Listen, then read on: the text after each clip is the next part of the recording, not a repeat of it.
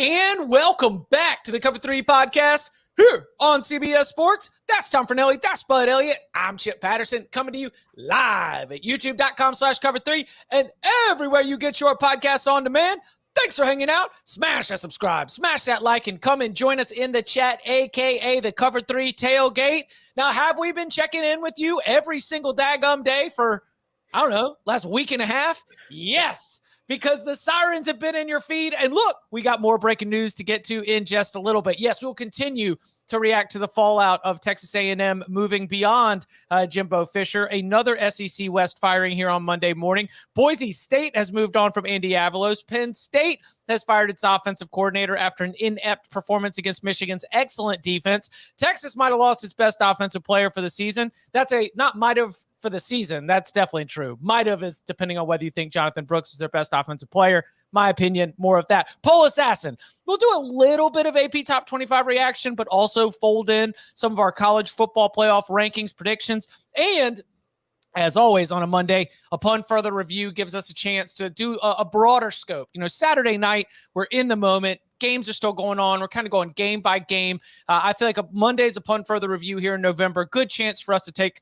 stock of the landscape as a whole. But as I mentioned, and as all of you in the Cover 3 Tailgate have been talking about this morning, it's been a busy 48 hours on the coaching carousel. So let's take a spin.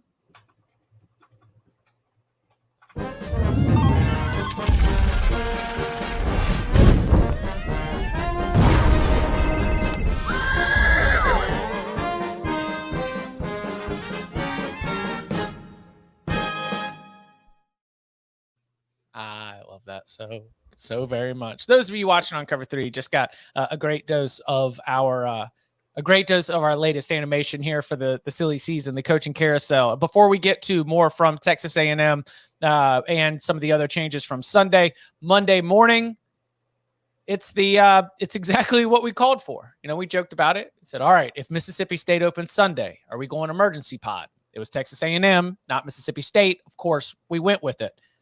Bud, you're the first one that brought it up on Saturday night, so I'll let you get first word on this. You have always hinted at a short leash for Zac Arnett from the moment that they made the promotion. You have discussed the difficulties of a defensive coordinator taking over an offense and a roster that was built for Mike Leach to be able to run a classic Mike Leach style team, and did so with some good success at Mississippi State. So when you look at what's happened on the field this year, how much of the different pieces, whether it's short leash, whether it's scheme and style, whether it is personnel or even some of the performance, you know, what do you think made it easy for Mississippi State to be able to go ahead and make the call here to move on from Zac Arnett?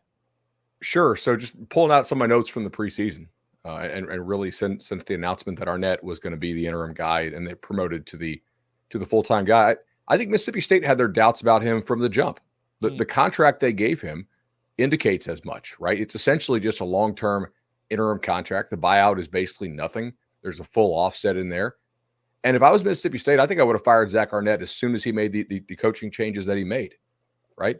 If the idea is that we have the tragic passing of Mike Leach, okay, and we're going to try to keep the band together, we're going to try to minimize the down vibes. Arnett knows the program. We have a really, really experienced roster coming back, 20 senior starters or whatever the crazy number was this season. And then he's like, yeah, you know that air raid stuff we've been running? Screw that. We're going to run toughness, run game, move people out of the way at Mississippi State. I think Mississippi State should be like, dude, you just don't get it. Okay, you're Muschamp 2.0. And he was, basically, except the defense also got worse, which was a problem.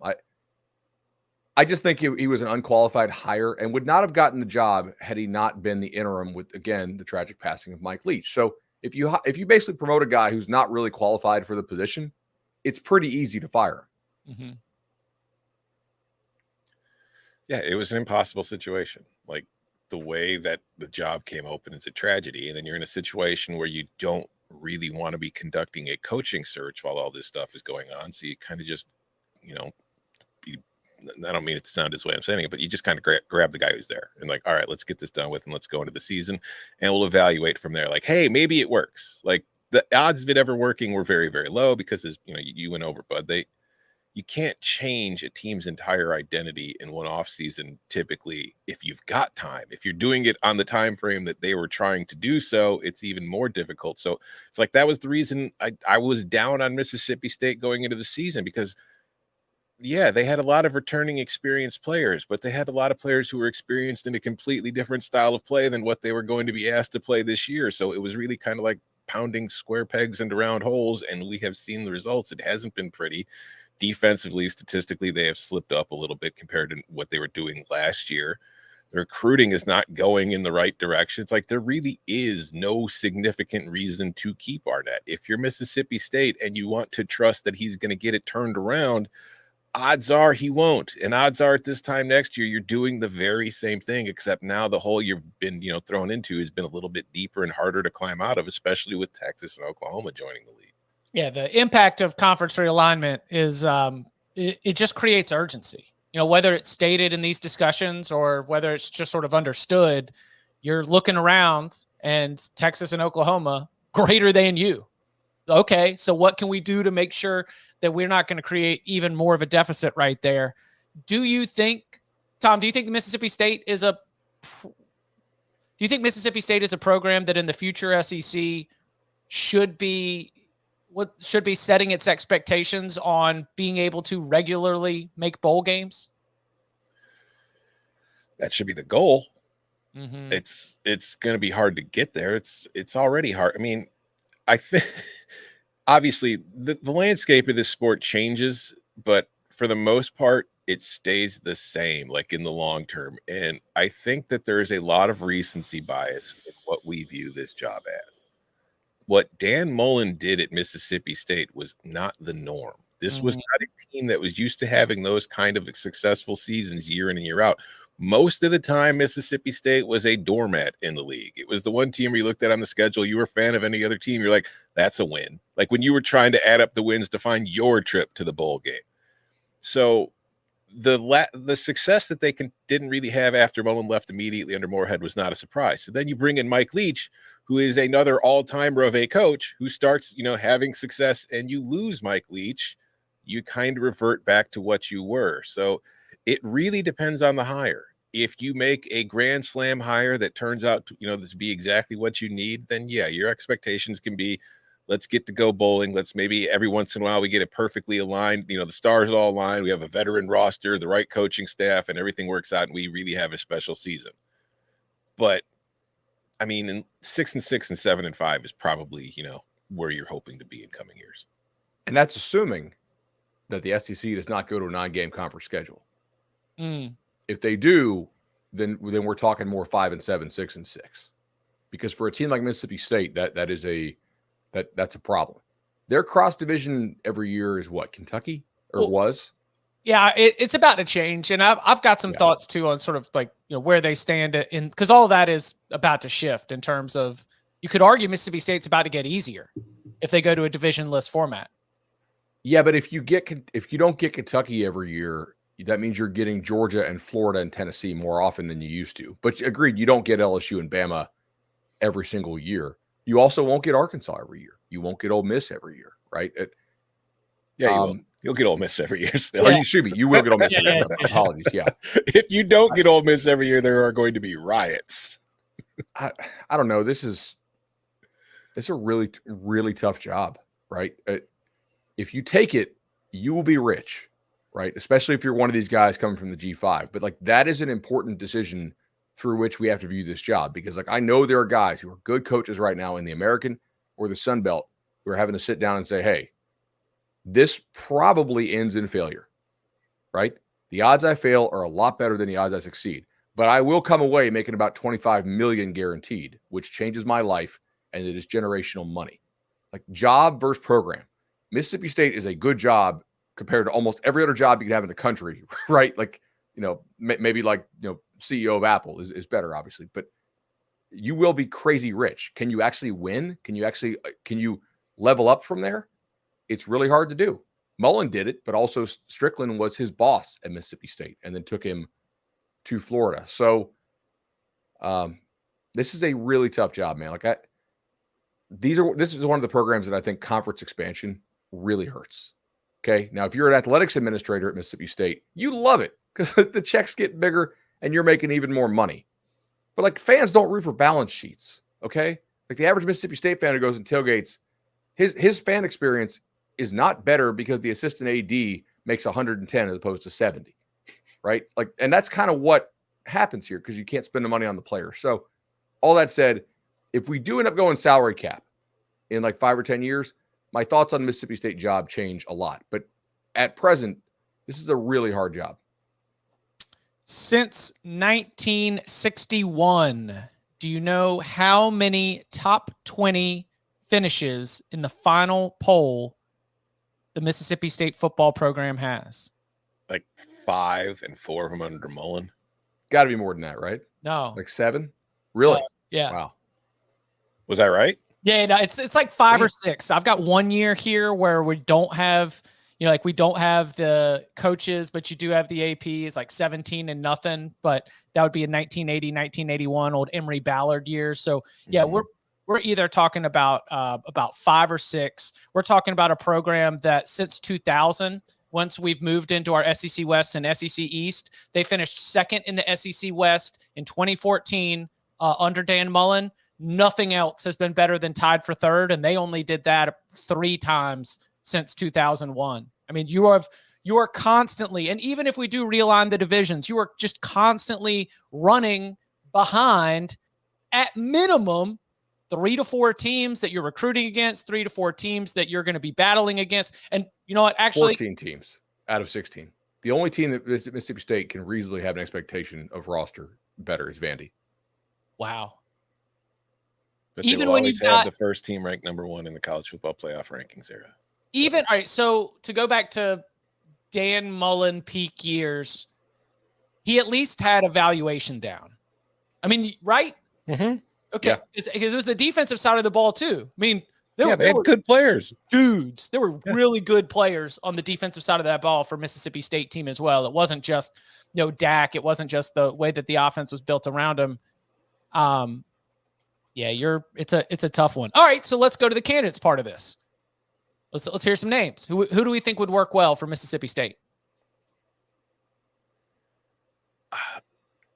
More than specific name, I think you have to look at the kind of coach you need. Like you can't do the let's hire a Saban or Kirby assistant model and then try to build our own version of Georgia or Alabama, because no matter how effective they are at it, you are never going to have the same level of talent as Alabama or Georgia. So you're really capping yourself at, how far or how well you can do.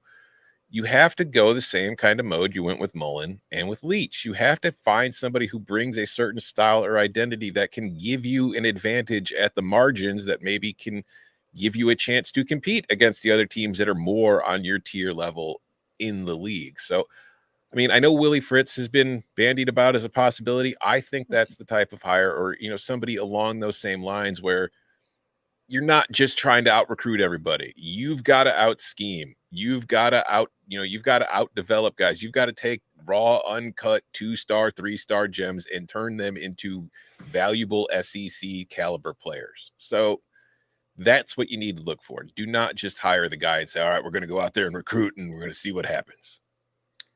So a couple things that I wrote down before getting the names, and I agree with Tom. I think you have to know, no doubt about it, you have to run a unique, difficult to prep for offense, because the goal is to try to steal 2 SEC wins a year, right? By tricking people, by having people overlook you, by running something that's a little funky. So when the team that's like not a Bama, but so when an A&M has an off week of practice because they think you're a walkover and they don't take that stuff seriously, and they're not investing the time in the iPads to really watch what you do, and you scheme open 2 wide open touchdowns because they didn't take you seriously, and your defense holds on, and you're able to go 2-6 in the league, right? Like, I have to have a coach that can scheme stuff open and be a unique, difficult prep. If you're running stuff that's real similar to what everybody else has run at Mississippi State, you're doing it wrong, period. Doesn't mean you can't go defensive coach. But if you go defensive coach, you have got to be sure that this guy embraces offense and will run something. I think it was either Jason Kirk or Connolly who kind of coined this phrase of There's David strategies and Goliath strategies. And if you try to run a Goliath strategy at a David school, which Mississippi State is, you will get your ass beat. And they do. Look this year. So you have got to run a David-style strategy for a David-style school. So, like, with that said, I think John Summerall would make some sense because he's at least embraced offense at Troy. I think Jamie Chadwell would make a hell of a lot of sense. Yeah. He's a Southern guy. He has done underdog strategies. It's not like you recruit your butt off, talent-wise at Coastal. Mm-hmm. He wins everywhere he goes. And I think he understands how to run a program. I think Tom's point on Willie Fritz is really well done. I don't want anybody who's coming from a background of always having better players. I kind of need you to have a track record of winning with lesser guys. They need their Lance Leipold. That's what Kansas finally went and did, and look what it's doing for them. That's what Mississippi State needs to find, somebody who can do that. Yes. So is Lance Leipold going to have to lay out another I'm staying here forever? Yeah, it was like, well, Michigan State, I'm staying here forever, but Mississippi State, I don't know. If I'm power ranking jobs, I would have Michigan State ranked higher than Mississippi State. So I don't know. And that's not to say Glenn Schumann couldn't work at Georgia, but like, what's Glenn Schumann's track record of working with lesser players and overcoming obstacles? Mm-hmm. Do we know he's going to like embrace offense and hire a unique offensive scheme? Mm-hmm. I'd have to like really be assured of that in the interview. That's why I'm a little skeptical of some of these young D coordinator names. And this is a completely different topic, but part of the reason, it's not the primary reason, but it is a small reason why Alabama was so successful in the SEC was that all the Davids kept trying to be the Goliath. They kept trying to hire the Goliath guy who could not compete with it. So yes. it is a process question that a lot of SEC ADs have gotten wrong over the last 15, 20 years. And it's a huge decision to make. And that's thankfully, if you're Mississippi State, there is, proof of concept in that you had Leach, you had Mullen, you took this route and it was successful. Do that again. Not saying it's automatic that he's going to work, but you need to take that approach. Can I get reckless for just a little bit? Because I just think kind of funny. Please. What if Sean Lewis got demoted because he got caught getting that feeler call with the what is it called? The search firm. Yeah. Mm-hmm. Yeah. What if the search firm was doing the back channels for Mississippi State? Because is Sean Lewis the hire that you thought you were getting with Joe Moorhead? Could be. Kent State is absolutely a David program. Right. Mm-hmm. There's a pretty good argument Kent State's the worst D1 program over like the last 50 years. And he has almost all of their best seasons like that. I don't know how high he would be on their list, but I think you at least need to call him. Like, he did a really good. He made it to the MAC title game at Kent State. Mm-hmm. And he comes fresh with, he comes like complete with an identity. Like, know exactly what he's trying to do. It's not like he's going to go there and try to figure things out.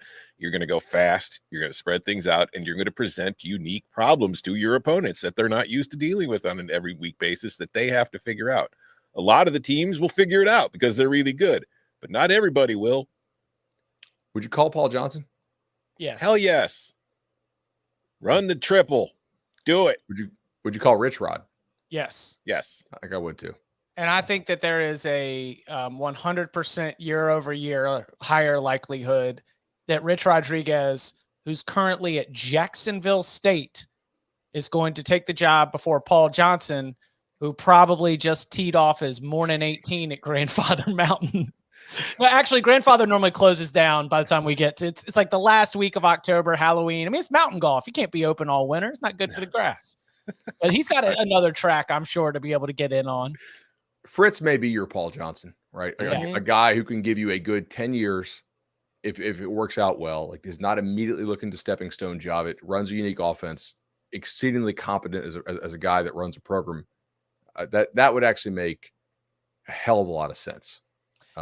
Especially if he's looking for just one giant payday to finish it off, because like he's had success everywhere he's gone. He's got Tulane as one of the better group of 5 programs in the country. They might win the American again this year.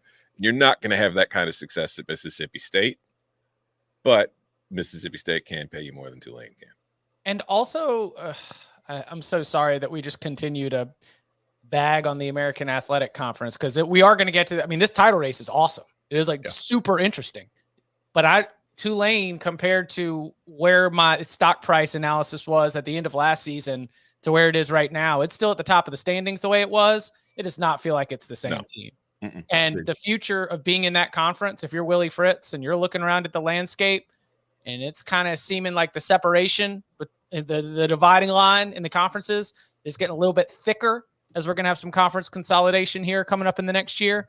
I would think, to your point, you give it a run at Mississippi State, get a nice retirement plan, go ahead and see how it goes from there.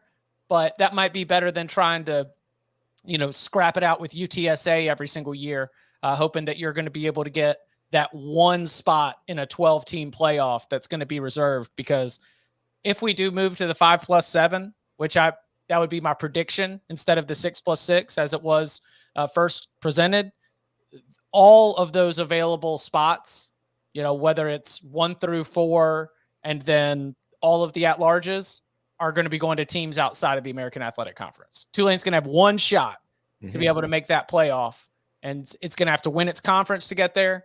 And not that Mississippi State gets you anywhere closer to the playoff, but I think that avenue in terms of what your ceiling is going to be with the Green Wave, I would understand using now as an opportunity to jump off the ship. Also, the chat is asking, and I'm glad they are, because we haven't brought him up yet. But I think the reason why we have not brought up bringing back Dan Mullen yet is, like, at least the people I talk to, they're not really sure how, like, is Dan Mullen trying to jump back just for any job? Like, apparently Dan Mullen's son is a really good golfer, and he may just enjoy doing, like, the dad mode and getting to see his son play, really competitive high school golf and get to do some. I didn't know Matt Berry was his son. Because I asked somebody about this, and they're like, I mean, Mullen would make a ton of sense, but the coach has to want it too. Maybe he does. I'm not trying to speak for Dan Mullen. The guy I talked to is not Dan Mullen's agent, but he's like, you do know his son is, like, legitimately a good golfer, and he's getting to do, like, full on dad mode with that. And, like, there's something to that, man. Like, Dan Mullen's rich as hell. He could take 3 years off. He's really good on ESPN. And if he wants to jump back in, he jumps back in for a hell of a lot better job than Mississippi State at some point, I would assume. Yeah, I don't know Dan Mullen, but I know people around him who have told me that he's very happy doing TV. And like I said, playing golf with Matt Berry and every single location before and expensing it by using a 2-minute segment on the show or during the Ocean course. All right. Yeah. All right. So here's the plan. The 8th actually comes back up by the clubhouse. Just bring the cameras down to get a quick shot of us on the green, and you're all good. That's an expense. Social team, forwarded on, make it look real busy. Yeah.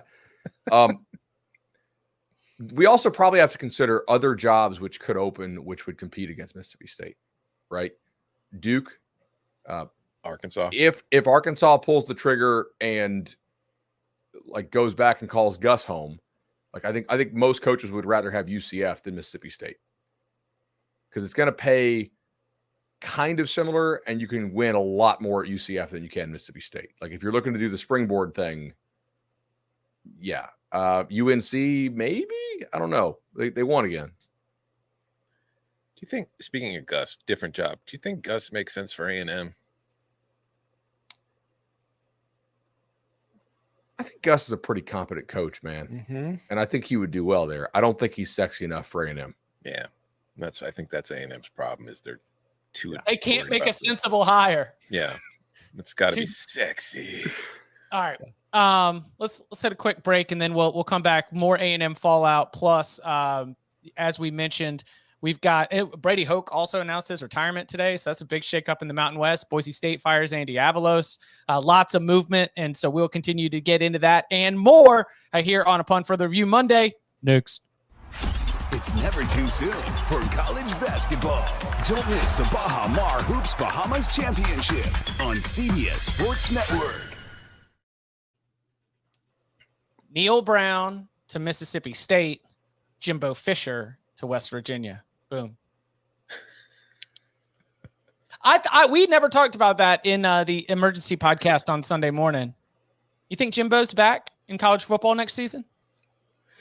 Next season, no. I mean, maybe, but there's no offset language in the buyout. Like, he's getting that $77 million no matter what he does, which just job there negotiating that contract. Suckers are born every minute. Many of them live in College Station. But I think if you're Jimbo, considering everything you've done, maybe you don't mind taking a year off and then seeing what else opens up. Because, like, what jobs are available that you think Jimbo is really going to be dying to jump into? West Virginia. Available. Is it open? Might be now that Jimbo's available. Maybe. I do think Jimbo on TV, if he can slow down the talking just a little bit, because I haven't covered Jimbo. Like, I covered Jimbo as a beat guy for like 10 years. He literally would watch the other games. I think like he took like the voting thing seriously at times. Like, he would watch a lot of the other games that are on, have opinions on, like, hey, look, this team did this. I thought this was really creative. Wow. Like that, you kind of get him after the press conference and stuff. So I think he would put in the time to have like good opinions on game day or Big Noon or whatever. Or even like an SEC Network roadshow where he does, 10 a year or something like that. I think he could do pretty well there. Okay. Any other further Texas A&M thoughts? I mean, we got together pretty much right as everything was happening. We have since had, the official press conference where we had our athletic director, Ross Bjork, indicate he didn't see any big steps forward. He knew that championship contention was the goal. And not only were they not there this year, but it didn't look like they were going to be there soon. So have you picked up anything else or any extra intel and that would have you looking a certain way in terms of potential candidates here? The Lions guy. I don't. What's his name? Dan Campbell. He's not. That was the one I've seen mentioned that I didn't have. He's not. Why in the world would he leave an NFL team that's currently 7-2 and a Super Bowl contender to go coach Texas A&M? Why? Well, it's funny you mentioned Dan's a little different than most people, so maybe he would. But he's from A&M. He went to A&M, yeah. But it's just, and he's very much. He is a football guy who loves Texas A&M and all that stuff, and maybe it is that important to him. But I also think he very much loves the team he is currently coaching and has built. I think that there's I think that there was an interesting level to this, that as we were just rattling off names, Texas A&M has to make some hard decisions. Do you think if you're going for a Mike Norvell, if you're going for a Dan Lanning, if you're going for Kalen DeBoer, like, do you think that you can sacrifice a recruiting class? Because I'll tell you what, those guys might not be. They might not be even talking to you seriously until 10 days before signing day. Like, I mean, if you're in the playoff, are you going to be waiting around until after the college football playoff for one of these coaches? So that's my biggest question coming out of this, is from the Texas A&M standpoint. There are names on your wish list that are just sort of the no-nonsense rising stars in the industry. But with the early signing period and the recruiting calendar set up as it is, do you think Texas A&M would be willing to essentially, like, have Elijah Robinson, the interim coach, try to hold together some kind of semblance of a recruiting class? Or are they built to be able to do that and then go get the rock star hire in January? Yeah, I think you really can't concern yourself with how good or not good your short season class is. Mm-hmm. If you're A&M, you have tons of money. If you hire a guy who is in a playoff race, you wait for him, and then you go and you say, hey, who do you need out of the spring window in the portal? We'll just go buy that player or this player or whomever, right? To the extent that that player is actually available in the portal. You have some kind of in-house guy lock down the current talent on the roster, which will be heavily pursued. I mean, there's a lot of good players on A&M. Jimbo just is not a good coach anymore and wasn't able to win with them. But like, there will be significant portal interest from a lot of these A&M players. So I think that's probably the main thing they need to do is like, hey, we still got the cash. We're going to hire a good coach, even though we didn't get it right last time. Stay on the roster. Don't leave. Don't jump in the portal until after spring if you really are considering portaling, that type of thing. These are important decisions. They're more important than a short season recruiting class.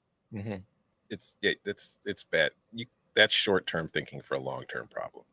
Like Miss Texas A&M, you are not a season away from winning a national championship, no matter who you hire. You're not winning the national title next year. There's a lot of stuff that needs to be done. So if this current recruiting class gets messed up or you lose some key players from your roster, that's that's the cost of playing poker when you fire a guy with $77 million left on his buyout that, you know, you extended even though he wasn't getting the results that you desired in the first place.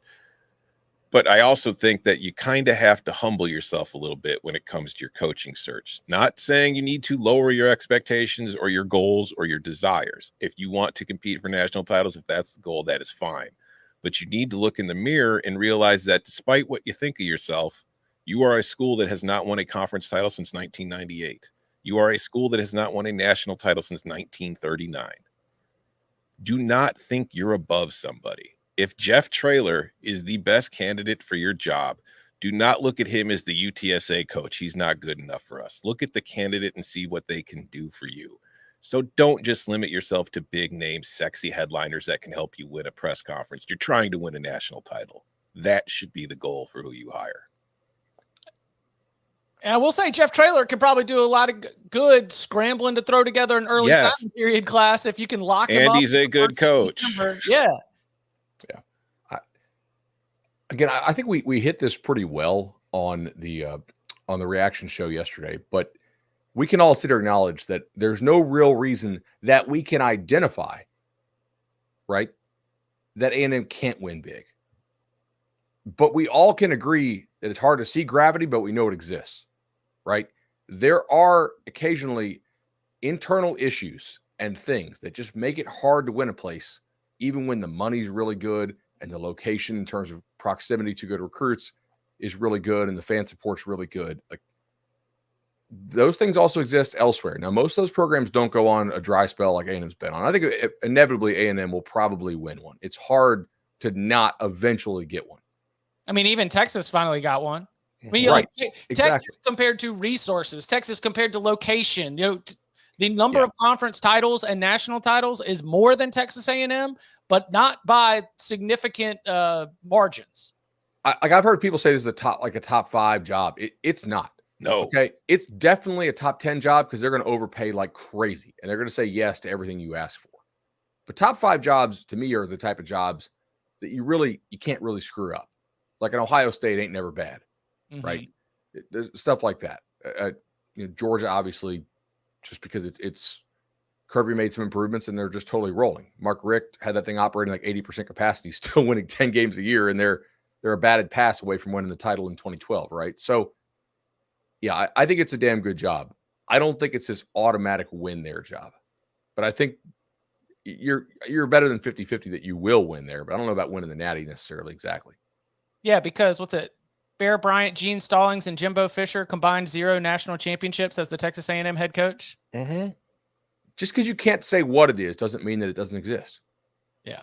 All right. As I mentioned, Andy Avalos fired by Boise State on Sunday. San Diego State head coach Brady Hoke announces his retirement on Monday morning. What other any major thought there or anything stand out about those shakeups in the Mountain West? Barry Odom and the Rebels got the whole conference turned upside down, just getting everybody fired. No, it's the Boise one. It's weird because Avalos was another coach fired after a win, and it was a pretty comfortable blowout win. It was just a weird day for that. I'm not surprised by it. You could kind of sense it was coming just because things were not trending in the right direction. And I remember when Brian Harsin left Boise for Auburn, and there were a lot of Boise fans who weren't exactly sad to see him go because they didn't like the direction the program was headed, and things have only gotten worse under Avalos. So I'm not shocked at all by that. It'll be interesting to see who they hire if they bring in. I know Kellen Moore's name has been floated as a possibility. We'll see how that goes. But Boise State is clearly a team that is not just, trying to play well in the conference. It's trying to win the conference, and it hasn't won the conference in 3 years. So changes are going to be made when that happens. And then San Diego State, congratulations on your quote unquote retirement, Brady. I mean, it's just, they're having a terrible year, and it's not a shock at all. A program that tried to hold the Mountain West hostage for about 3 weeks in June. Actually, I mean, I will say it's not, Brady's kind of falling on the sword here by agreeing to do the retirement instead of making them pay the buyout because they are in some financial stress because of that. So it's an honorable thing to do. I think they should be a top half program in the Mountain West for sure. Boise? Especially Or no, San Diego State. No, San Diego State. Yeah. they have the new stadium.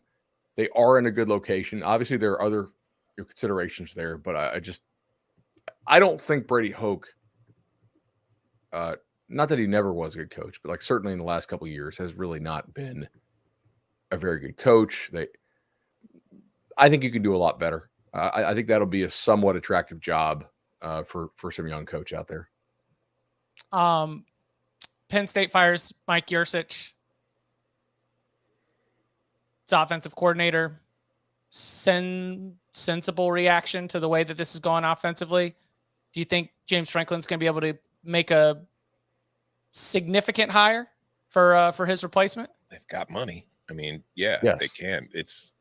Whoever it is, they'll be the 6th offensive coordinator at Penn State under Franklin. Now, 2 of them left to go take head coaching jobs. So it's not like he's just swung and missed at all his hires. It's just the last 2 have mostly been misses between Shiraka and Yurcich. They haven't done what they'd hoped to do, whereas Moorhead and Ronnie were pretty successful. So, yeah, you've got money. You need to go out and you need to get somebody because, you clearly failed to do it this year, what your goal was, and this was a very good team. Although I do think the expectations for this team in hindsight were pretty overinflated because the defense is fantastic. The offense was not nearly what a lot of people thought it was going to be, including myself during the preseason. But with the changes coming to the league, you can't afford to stand still. You've got to be even better because if you're not good enough to win it right now, you're not going to be good enough to win it when Oregon, Washington, USC, and UCLA show up. Penn State's win total was 9.5. Mm-hmm. Mm-hmm. I mean, they're going to go over their Vegas expectations. By a half game. Sure, right. But like there's a lot of programs that are going to be way under it, right? They're not meeting some of the fan expectations. What are the options? You make a change, you keep swinging, or you just quit. So they got to make a change. It's Penn State. They have the money to hire somebody good. I thought like yours just had some decent track record to him, honestly, right? So he was really good at Oklahoma State. Yeah, I didn't think it was a poor hire. It just didn't work out, I guess, and maybe he'll land on his feet elsewhere.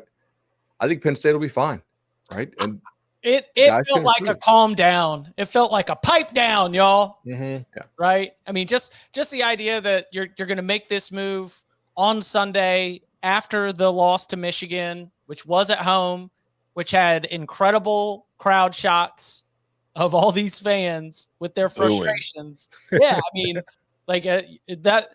Okay, you want me to do something? Fine, I'll do something. And Yurcich is out. All right, another quick. So part of this is part of this is we talk about like the big lie in football and what ADs have to sell to donors, right? And ADs need to run the business kind of like a business, right? 10-2 is a great year for Penn State. The reason why James Franklin got the huge contract he did is because he brings great stability, high-level stability to that program, right? And is one of the best coaches they've ever had. But if you're big-time boosters, you want that sexy moonshot stock, right? You want to really believe that if we do it right, we're winning the Natty. We're winning the league. And so like that's why Franklin gets booed going down the tunnel because fans don't root for balance sheets, right? Like if fans ran programs, they'd be running off good coaches all the time in favor of great because they all see what Georgia did with Kirby Smart, which is the outlier, not the norm, right? Usually when you fire a guy who does a really good job to try to chase a greatness, usually doesn't work. Sure, money, you can do what you want, but I think that's sort of like you got to kind of. I'm sure some of these boosters want a pound of flesh for yet like another non-competitive offensive effort in a big game. Yep. Difficult headline coming out of Texas. We knew the injury to Jonathan Brooks did not look good in Saturday's win, but then we get confirmation on Sunday. He will be ruled out for the rest of the season with a knee injury. Super significant. Longhorns, obviously right in the middle of the college football playoff race, the Big 12 title race. And now freshman CJ Baxter, who I would say has not met my highest expectations. He has shown flashes, like the classic case that I present often where I can put together a highlight reel on YouTube that can have you being like, wow, Baxter's awesome.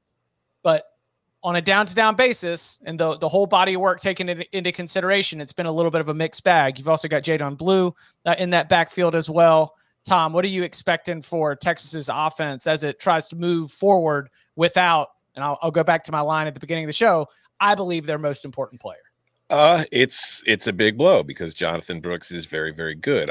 But at the same time, I know CJ Baxter hasn't been great so far, but I still think CJ Baxter is a very talented player, and perhaps if he gets a larger role and he's preparing for a larger role, he will exceed because he is still going to be running behind a very good offensive line.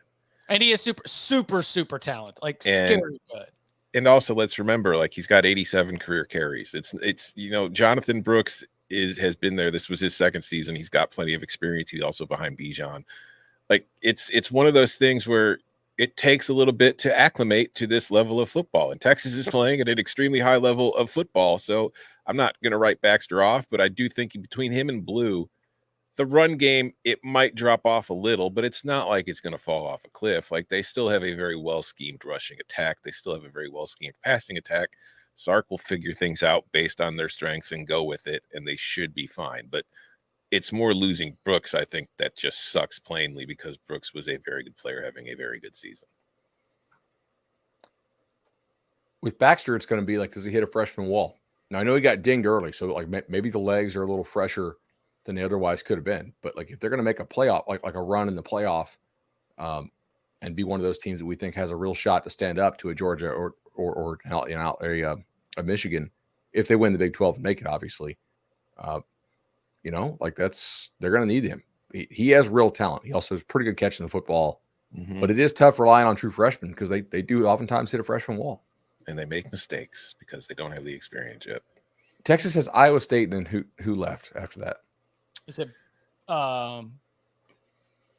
it's not Baylor. Is it Texas Tech? Yeah, I think so. That's who they usually play now in the final week of the season. Okay. So like two games that are not layups. Texas Tech at home. You're right. Yeah. Okay. So I was thinking, like, if they got it in the Big 12, there's a couple teams right now that are clearly layups because of the quarterback situation. BYU being the obvious one, and they already got him. So yeah, it's gonna be a grind. And then the Big 12 title game. Yeah. Against probably Oklahoma State, but like, can we really trust those guys to win two games? Hopefully. Yeah. I mean, they crushed UCF like I said they were going to. They're going to be just fine against whoever these scrubs are that are left on the schedule. I'd forgotten the internet volume of UCF fans. Oh, they're mad at us. And the problem is you guys very got me dragged into this tweet. I'm like, I didn't say that stuff. That was all Tom and Chip, and I'm catching strays here because my buddies are in the bar mouthing off, and I'm. UCF doesn't pick up on sarcasm, I guess, but hey, what are you going to do? But no, what I meant 100% sincerely. If that wasn't raining, Oklahoma State wins that game by 75. That's exactly what you said. Print it. Coming up on the other side, those Oklahoma State Cowboys, they tumbled down, but not out of the AP Top 25. Quick look at the new AP poll, but also a look ahead to what we're going to be having on Tuesday night with the new college football playoff rankings. A lot of rankings talk, plus upon further review. Next.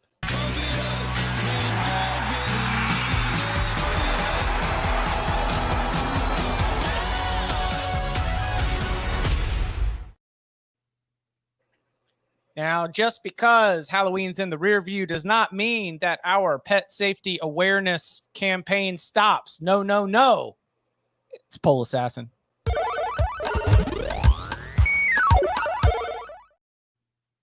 As we projected on Saturday night, which was like 3 episodes ago, the top 8 remains unchanged. Louisville moves up into the top 10, result of the losses for Ole Miss and Penn State. Penn State falls 3 spots to 12, Ole Miss 3 spots to 13. Missouri, after its impressive win against Tennessee, up 5 spots to number 11. Utah didn't fall that far back after a close loss at Washington, down to number 16. Tennessee down to number 21, and even that might be too high. And Oklahoma State, after the loss to UCF, down 9 spots to number 24. Kansas falls out of the top 25. Any thoughts on the AP poll? I've got so this is less AP poll related, but what? Ole Miss way too high. Their wins are awful. I mean, counter. they are on the lower, if you were doing the ordinal ranking thing, they are on the lower end of the 2 loss teams. Not low enough for me. Yes. So did you see Stats War put out the success rate graphic today? Did we get beat? No. They were close. Just a couple key plays away. They were, I think the top one, I can't remember what the biggest gap was, but Georgia over Ole Miss was number 2. So like that game, you could argue that it wasn't even as close as the score suggests it was.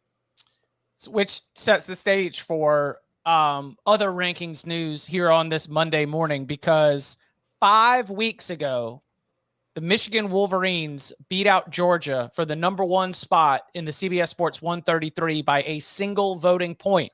We rank every single team in the FBS. It's compiled by ballots from members of CBS Sports and 24/7 Sports. And for the last 5 weeks, to varying degrees, Michigan has had a gap in this against Georgia in the CBS 133 that it has not had in the AP Top 25 or the coaches poll. Georgia took its corners back. Georgia beat that ass against the Rebels, and now Georgia has reclaimed the number 1 spot in the CBS Sports 133. I lay that to say, and this is funny because it's after Michigan's best win of the season. Resume-wise, you go into Happy Valley, you beat Penn State on the road. There's not a win on the profile on paper that's going to look better, but what Georgia was able to do and what it has done in the last 2 weeks, what Missouri went on to do in the next week against Tennessee, is all strengthening the Bulldogs profile. So do you think Georgia can take number 1 from Ohio State on Tuesday night? Yeah. And they should. Yeah. Georgia for the last 3 weeks has probably looked like the best team.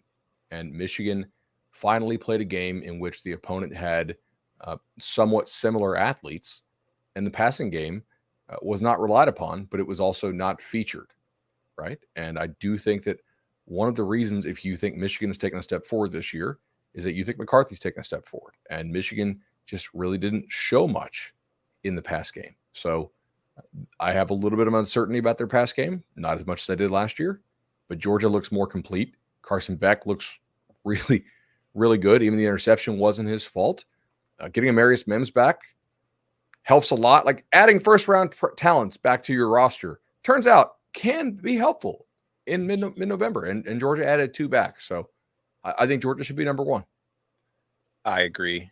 Georgia should be number 1. But as for the results of the poll this week, I think it's reflective of what we see every year, and it is something we've talked about a lot.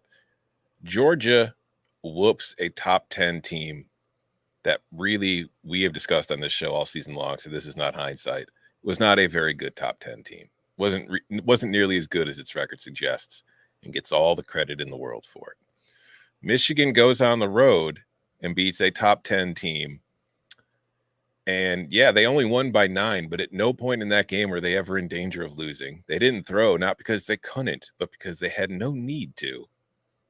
And it's suddenly, well, it's not that impressive of a win because Penn State kind of stinks, so we're not really going to give them any credit for it.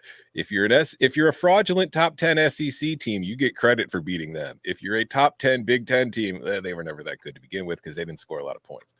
So it's an interesting way to see how that reacts. And I think the greatest person that is a reflection of this, going back to assassinating our pollsters, Scott Springer, a writer for the Cincinnati Enquirer. Do you know where he has Penn State on his ballot this week? 7. No. Oh, unranked. 20. Yeah. He doesn't have them ranked. So because Penn State has lost 2 games to Ohio State and Michigan, he decided they don't deserve to be in the top 25, but yet at number 13, he has a Notre Dame team that lost to Ohio State, Louisville, and Clemson. Because I don't know, but it's just this is what happens. Penn State plays poorly against teams that it's not as good as, and it sucks now. It beats the crap out of everybody else it plays, but since it can't beat 2 of the top 4 teams in the country, it's garbage and it doesn't deserve to be ranked. So it's not as extreme, but that is very much a symptom you see from voters every single year. Agree with Tom's point. If I'm going to support this guy, what's his name? Scott Springer. All right, Scott. Maybe Scott is somebody who favors wins, like just evaluates the quality of your wins. And from that standpoint, and the committee does this a little bit. They don't perfectly mirror that, and they do sort of just ordinal rank teams based on losses, and then like within the group of 0 and 1 and 2 losses, they rank you based on merit, allegedly. Does Notre Dame have better wins than Penn State? I think so. Duke, but yeah, and beating the crap out of USC. All right. Well, does Iowa have better wins than Penn State? Or did Iowa lose to Penn State? Because he's got Iowa ranked at 21. Iowa lost to Penn State 31-0. Oh, they did. Yeah, that's right. pretty Oh, good. crap. Well, that throws that out of the water. No Big Ten West team should be in the top 40. No, It's like just- Hey, whoa. 35. Okay, fine. Okay, 35. all right. Agreed. 500 yards, 4 touchdowns, 48 points. That's all I'm going to say. Fair enough. But yeah, no, it is reactionary to the extreme. It was a mistake, apparently. He tweeted that it was a mistake and they are number 18 on his re-uploaded ballot. Okay, well, Scott, I take it all back. Scott, 18 is low end for me, but reasonable. But I'll accept it. It's still the lowest of anybody that voted this week, because I think the lowest other than Scott was 17. But yeah, it's more acceptable than I'm just not going to rank him at all. While I have Notre Dame at 13.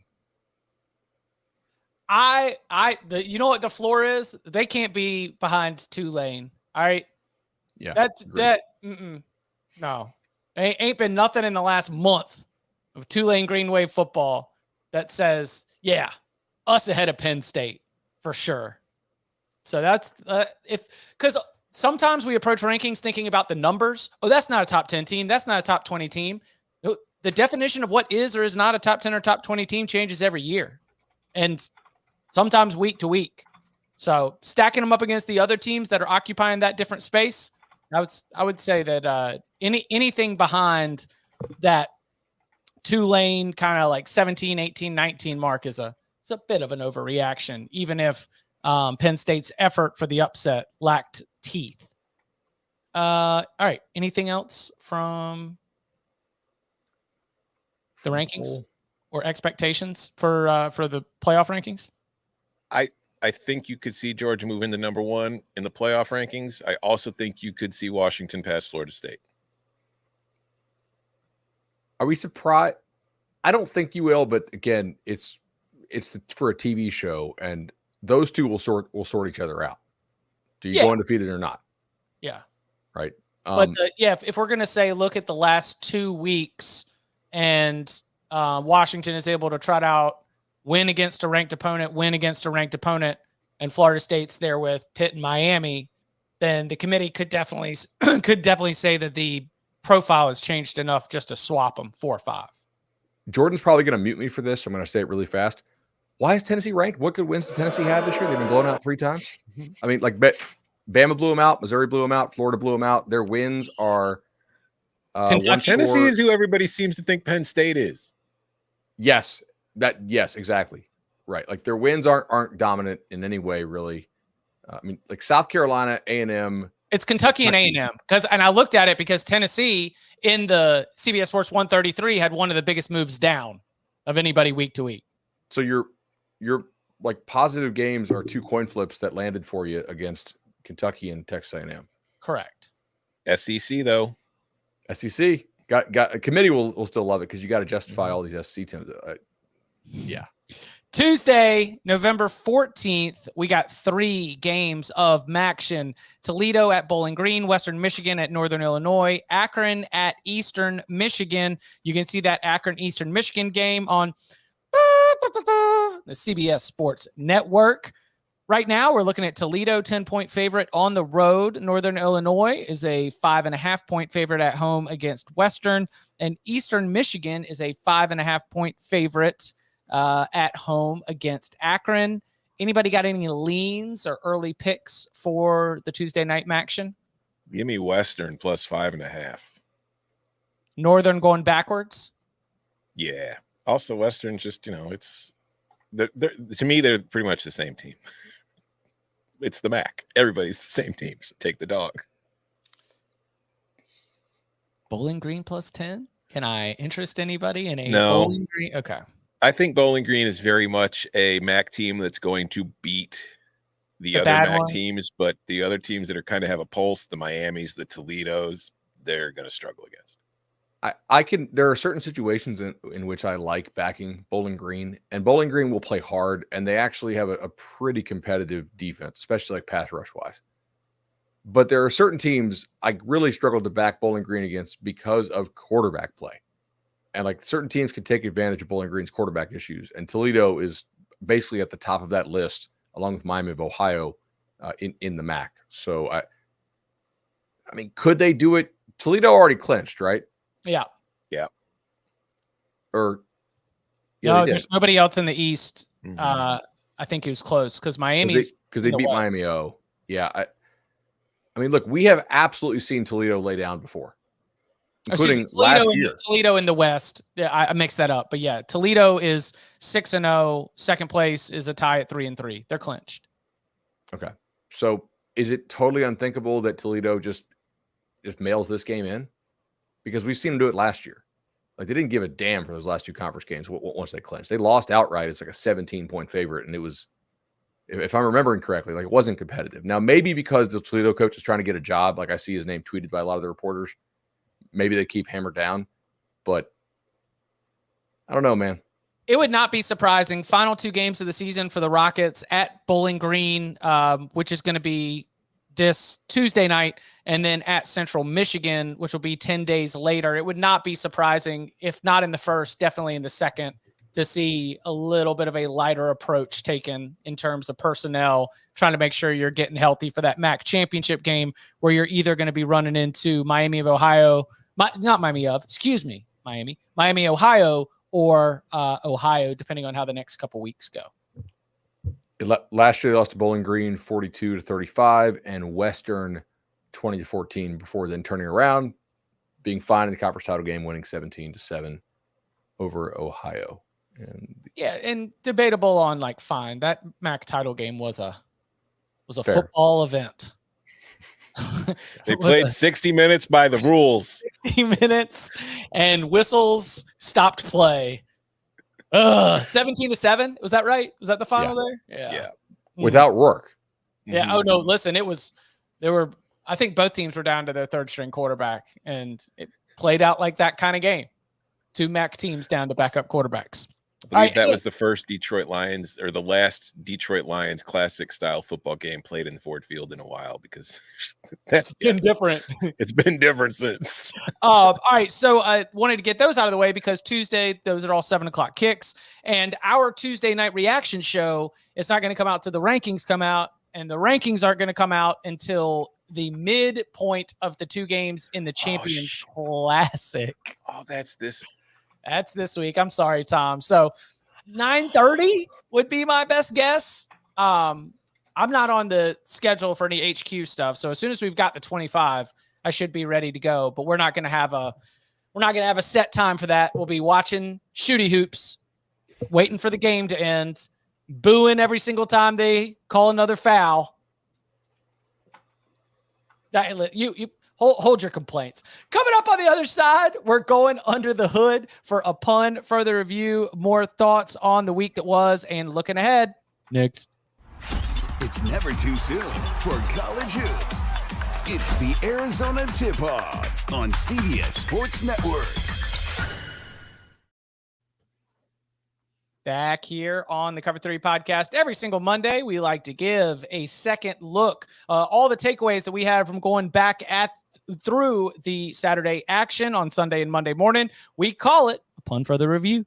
There were terrible calls. Do we want to go ahead and jump in? After further review.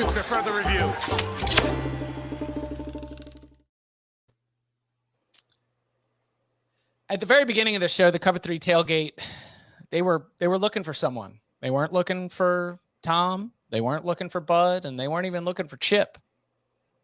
They even alleged that maybe Danny Cannell was interviewing for Texas A&M. We don't know. His claim is that he's going to be on Monday quarterback on CBS Sports Network. You can watch it Monday night on CBS Sports Network. See DK in studio, where maybe he will and maybe he won't answer for a tweet that has the streets on fire. Tom, would you like to detail for those listening at home what exactly we're talking about?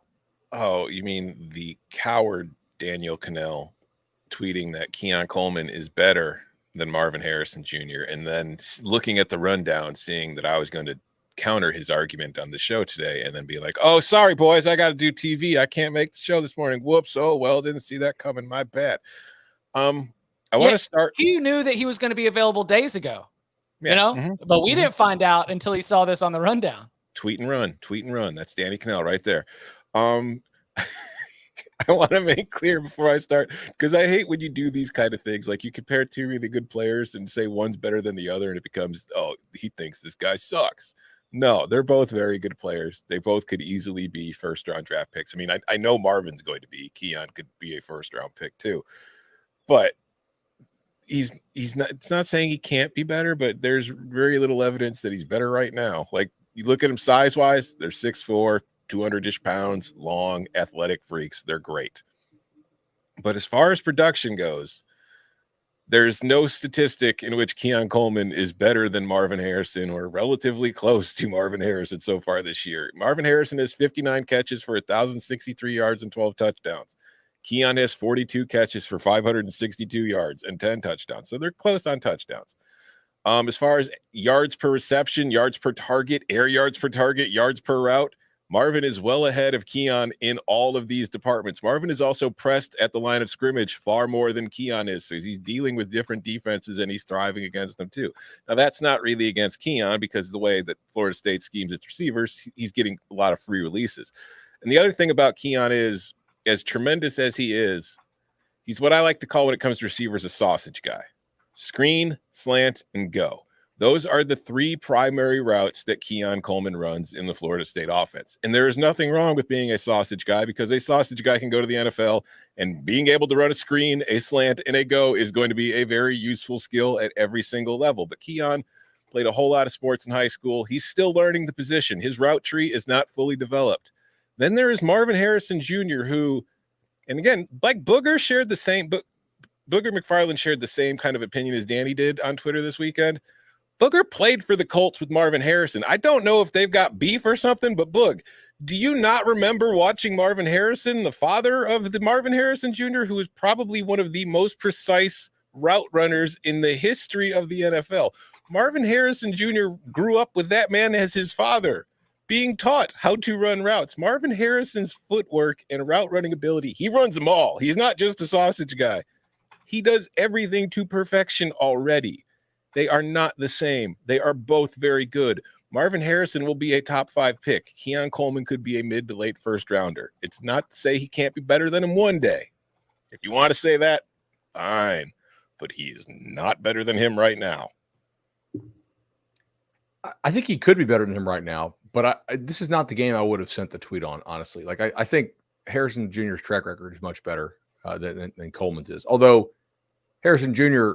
last 2 years had a guy who's killing the NFL throwing the ball, and Coleman was at Michigan State, which is quarterback-like product, I guess. But like, Keon's clearly hurt. If you watched him, he played against Wake, hadn't practiced, didn't play against Pitt. Like, he's kind of gutting it out there. He gets a touchdown, another nice first down, and he gets dragged down, on a play that would have scored probably a 70-yarder type thing. And they didn't call the flag on it. But like, Keon does not have the same level of juice right now that he had in like the first 6 weeks of the season before he got dinged up. So I don't think, like, if I had to go play a game tomorrow, I'm unquestionably taking Marvin Harrison. I thought Danny may end up being right in the long term. I just don't think that was the game I would have done it over. Although, like, shout to Keon for gutting it out and playing through it. Danny watched Keon catch that touchdown in the side of the end zone to go up, and he was like, he's the best receiver in the world. Let's be real. That's what Danny did. Yeah, never mind. We'll wait for Day Train Danny to come back. Defend yourself, coward. You know where to find me. Do some stock analysis of his tweets. This one, boy, this is a long play, because right now you're upside down and underwater on this one, DK. Bud says, hold on.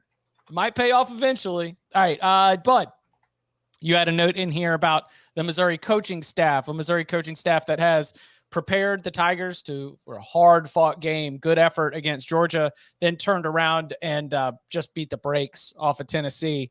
What as you've been going through Missouri's sort of profile in these last couple weeks, what's been standing out? I just think Missouri's well coached, man. Eli Drinkwitz has made some nice coordinator hires.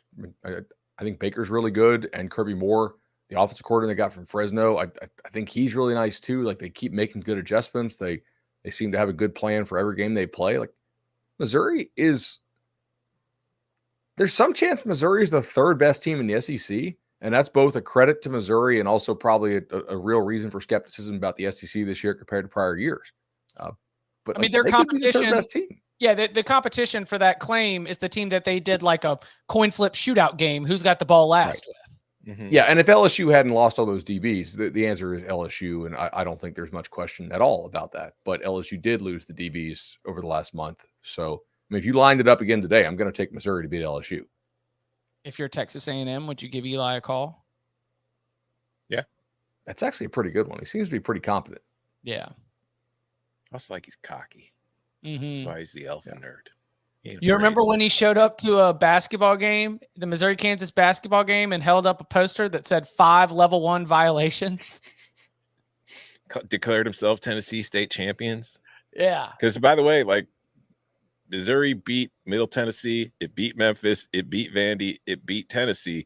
And I don't know, like, it only beat Middle Tennessee by 4, but it dog walked the Vols. That's something that we need to look into a little deeper, don't you think? Then Eli's done a great job with this team. What else we want to hit here in upon further review? I have one thing that it's a hypothesis. Okay. Jordan, get it ready, because I sent Jordan a graphic earlier.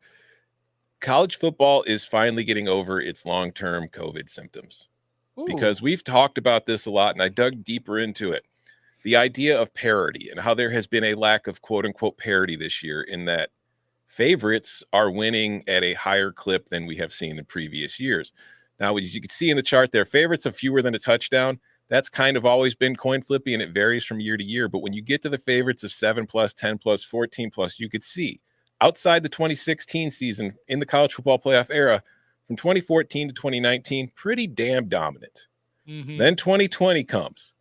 And we start seeing the win percentage drops pretty precipitously in one season. What was 2020? The COVID year. No home field advantage, none of that stuff. 2021 comes, it recovers a little bit, but starts heading more towards the dominant position. 2022, same kind of situation. So you had the COVID year, which then gave everybody a free year of eligibility, along with the transfer portal. So for these 3 seasons, my hypothesis is the impact of COVID on the sport is it equaled the playing field a little bit. But as we are seeing in 2023, now that all those COVID years are kind of wearing out and people are running out of eligibility and we're just getting back to the normal 5 years to play 4, the big dogs are once again separating themselves, which I think is great, just in time for the 12-team playoff. Because I also want to, upon further review, give myself credit for not mentioning on Saturday night or so far yet today that we all got to watch Georgia beat the hell out of Ole Miss, and that's what everybody wants to watch in the playoffs every year. So congratulations, guys. You're getting what you want. The top 15 from the preseason poll, they've played 100 games as a favorite of 10 or more. They are 98-2. Mm-hmm. Oh, who is the second? Clemson was the first. They're both Clemson. They're both Clemson. Yeah. Oh. Wait. The first one was a 10-point favorite against Duke. The second one was losing as a 10-point favorite. When? They lost to, was it NC State? Yeah. Oh, as a 10-point favorite. Mm-hmm. Yeah. So 98-2. Yeah. Can't wait till we get to watch those first-round playoff matchups. Oh boy, it's going to be so fun. Yeah, I mean, I don't want to I don't want to poke holes in it, but it's also like you're saying the preseason top 15. Preseason top 15. Does the preseason top 15 play out pretty commonly? Because everyone says there's someone in the preseason top 25 that doesn't end up ranked, right? Mm-hmm. You know, there's 5 or 6 teams that don't end up ranked. You think that 12 to 15 is probably a pretty good marker? Like you might find 1 or 2 teams in there. This year, Clemson would be one of them. But for everybody who's like, I think preseason polls are terrible, we shouldn't even do any rankings until we get to November. I don't know. Like, if preseason polls are fairly predictive, what's wrong with them? Well, they're great. Like I make my living off this sport. We all do. Preseason polls are amazing. People click them. They claim to hate them, and they click them even more. Yeah, and the numbers I showed you aren't based on polls. They're just based on these teams are better than these teams, and they're going to win 95% of the time. All right, and let's go. Bud, you want to give us an American Athletic Conference race update? I do, man. This is actually there's a lot of conferences where the league isn't necessarily decided, but the championship matchup is roughly decided. Like in the Sun Belt, Troy clinched, and it's probably going to be Coastal in the Sun Belt East, unless JMU obviously gets granted their waiver. But man, this is a really, really interesting one in the American, because we have 4 teams that are legitimately in this. Tulane, which keeps winning, hasn't looked super impressive. They also keep resting a whole bunch of guys. So maybe there's some NBA style load management strategy to that, but I think there's clearly room for some skepticism there. SMU, which pretty much dominated North Texas on Friday night. UTSA, which again just keeps winning, and Memphis, which really embodies this, just keeps winning. I mean, this is a 4-team race now, and like I don't know who's going to win this. SMU's looked the best to me for the last month or so, but UTSA is pretty legit too. Memphis, they really need Hennigan to be fully healthy, because that defense is a problem. And Tulane may just be kind of just laying in the grass there a little bit. Like, by the way, remember us, returning champion, best quarterback in the league. We've been arrested a bunch of guys. Good luck. This is going to be because like all these teams are pretty damn good. So I'm excited to watch this. Anything else we want to hit before we get out of here? Daniel Cannell is still a coward. I hope he comes for Tuesday night. Otherwise, it's going to be a loaded big game breakdown. He's going to come Tuesday night talking about how Florida State should be number 1. Yeah. Actually, that is the best for content. If we yes, it is. I hope he does. If we could get Florida State to fall to 5. Yeah. Get angry Danny on the show. Let's go. All right. Again, best guess here, like 9:30-ish, because they're going to have the first game supposed to start at 7. Then when that ends, they'll go to a commercial. They'll come back. They'll do the top 25. Once the top 25 are out, we'll be locked and loaded here on the Cover 3 podcast, youtube.com/cover3 shortly after. Then after that, back Wednesday, 11 a.m. Eastern time for big game breakdown and much more on the coaching carousel that is rocking and rolling. Yes, bud? 2 housekeeping things. 1, thank you for allowing us to play in the sandbox. That is the all sports podcast category, number 8 in the entire country. Like not football, not college ball, all sports on Apple this morning. Appreciate the love, y'all. Absolutely awesome. Keep giving us those 5-star reviews. Hit like. Also, I have lodged a complaint with management about the new policy of live ads during the live show. And I don't know if I can win for the hot spot, but I do think I might be able to win on this one. So we are sorry. I don't know if this change is permanent. I agree. It's a terrible user experience. And I'm sorry. Awesome. All right. If you take your time out to watch us live, you should not be bombarded with ads. Well, I've got follow-up questions, but we can answer those after I say you can follow him on Twitter at Tom Fornelli. You can follow him at Bud Elliott 3. You can follow me at Chip_Patterson. Gentlemen, thank you very much. Thank you.